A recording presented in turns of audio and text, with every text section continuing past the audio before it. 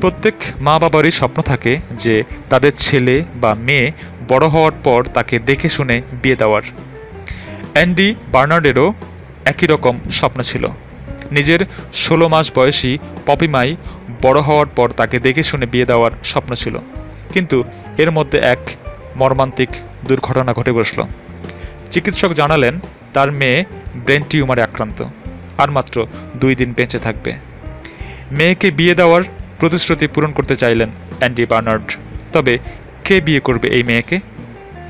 শেষ পর্যন্ত সিদ্ধান্ত নিলেন নিজেই বিয়ে করে মেয়েকে দেওয়া প্রতিশ্রুতি রক্ষা করবেন তিনি।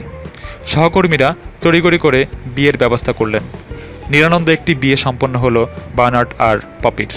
পপিকে কনের সাজে সাজিয়ে দিলেন মা সাম্মি বার্নার্ড, বড় ভাই রায়েল এবং জেনসন।